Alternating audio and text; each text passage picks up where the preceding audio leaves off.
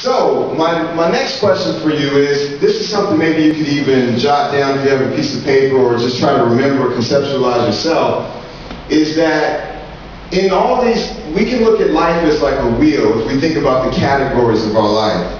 So we have our career, we have finance, personal growth, health, family, relationships, social life, attitude, spirituality, these different things. So if we're basically using this as the wheel for our life, and this wheel is going forward, if you were to think about 1 to 10 here on each of these areas, and let's just say your career and your finances is just booming, you're doing absolutely well, but your health is kind of low and you're not feeling as great as you could, then that wheel is going to be a bumpy ride. So what we want to think about is that we're using the vehicle of career and finance most likely to meet some of those needs, but we haven't really established that, health and fitness is going to bring us as much as we think it will, or we feel like we don't have time or it's not as much of a priority. So what I want you to do is kind of think about, where does health and fitness lie in your priority list in terms of things you do every day, and how could it actually enhance the other parts of your life so that the wheel even goes faster and better and works even further for your purposes.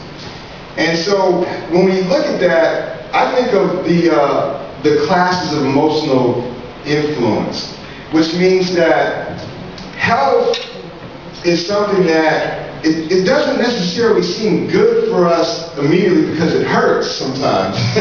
It's uncomfortable. Eating healthy, people say, oh, these health foods don't taste good. Why should I eat this crap?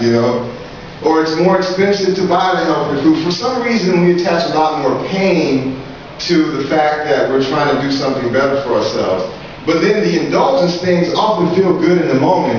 And I have some buddies here that hopefully it's nobody we know directly, but right here, this is a scene that I pass by every day on the way into the gym.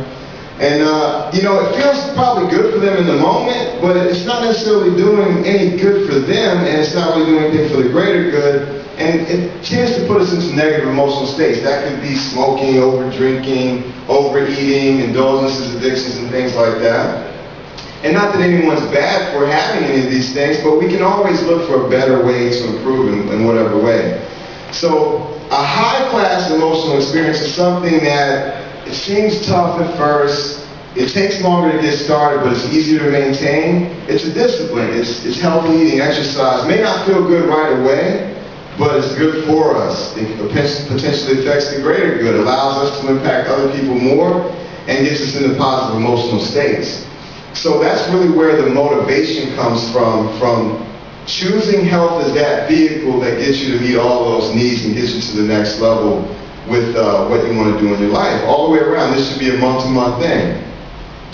So the other thing is, you may make that decision, you may have the emotion, and you may look at yourself in the mirror like, you know what, I'm going to build myself into an Adonis this year, And then you walk out, you go to the office, and people just don't seem to share that same enthusiasm, right? Why not? Well, that's because there's positive people and negative people. What a concept.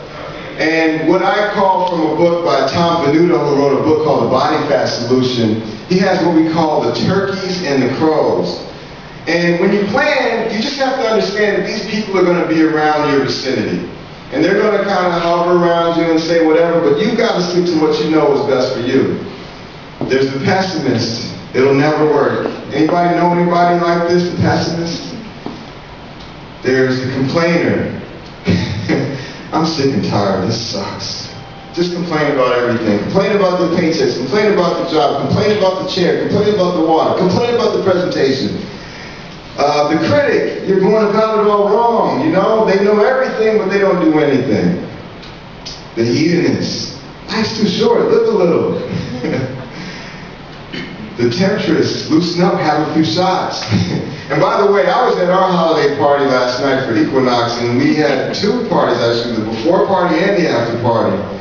And so I had a temptation, oh man, should I stay till 4 a.m. here when I have a 6 a.m. client? Not really a good idea. I stayed till 1:30. But I didn't drink, so I was able to make it here and still have enough energy for you guys.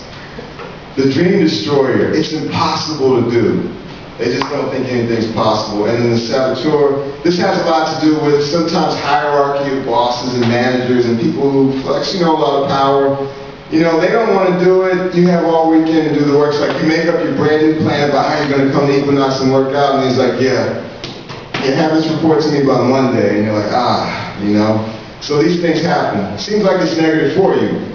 But how do you avoid that? Well, the flip side is, you have to decide that you're going to be among the leaders of the equals and the owls. These are people who are positive, who have once you've made that decision, you know why, you're clear about what you want. These are people that are going to help you and support you on that path. The optimist, what's not perfect yet.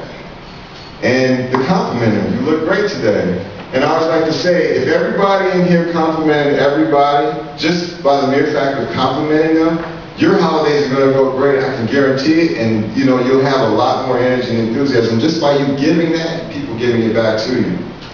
The cheerleader, go for it, you can do it. Even if it's by email, by text, by phone, help each other, encourage each other, support each other. The accountability partner, stay focused, that kind of goes into the same thing. The coach, that's what we like to consider ourselves as. Giving it a great effort, let's find a way to improve it, let's find a way to tweak it, let's increase your bench, let's increase the amount you can squat, how much can you run, let's continue to improve. The emotional supporter, I know how you feel, but we're going to find a way to work through this. Doesn't that feel a lot better than this sucks, it'll never work? That's why people who have that energy gravitate other people toward them, and you can do that as well. Anything is possible, the dreamers, let's go do it. So, you got the combination of the motivation, you know what you want. You know why you want it, how it meets all of your needs, and now you have to know that this is an emotional thing that's a high-class thing for you, and if you can just align yourself with just a few of these people that are like this, and then have that energy, then it's going to boost and change exactly everything that you do around the holiday season. So now we've got the why, we've got people to support, we've got all these things. The next thing is the activity, which is what, unfortunately, a lot of people kind of start with the activity and fall off. But if you can establish that clarity, the reason why, and then get to this, the activity,